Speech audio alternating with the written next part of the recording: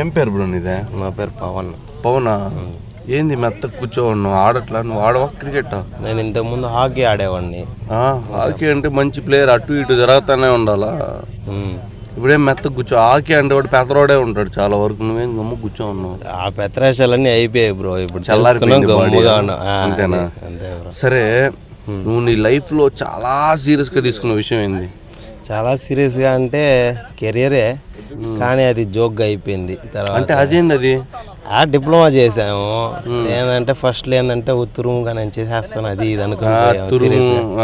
తర్వాత ఏమైందంటే సబ్జెక్టులు పడ్డాయి, డిప్లొమాలోనే.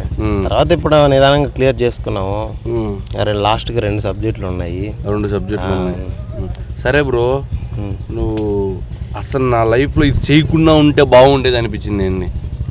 చేయకుండా డిప్లొమానా? డిప్లొమానే బ్రో.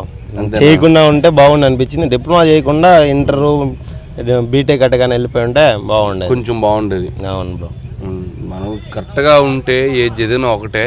కానీ ఇప్పుడు నువ్వు ఫ్యూచర్లో ఏమవ్వాలనుకుంటున్నావు? ఫ్యూచర్లో ఏదైనా ఒక మంచి కంపెనీ పెడదామని అనుకుంటున్నాను. అంటే ఎట్టా? స్టార్టప్ పెట్టేసి ఒక హెడ్ క్వార్టర్స్ ఏదైనా బెంగళూరులో అట్లా చూసుకొని మంచిగా ఎవరితోనే పార్ట్నర్షిప్ చేసి పెడదామని ప్లాన్లో ఉన్నాను బ్రో. సరే బ్రో, ఒకవేళ నువ్వు పెట్టేసావు అనుకో, దానికి ఏం పేరు పెడతావు? పెడితే శైలిగా ఉండాలి, ఎవరు పెట్టి ఉండకూడదు ఇప్పటి వరకు. చెప్పు.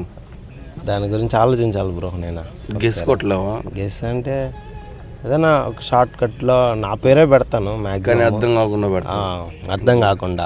సరే బ్రో, ఒక మంచి లోగో తయారు చేయించి పెడతాను.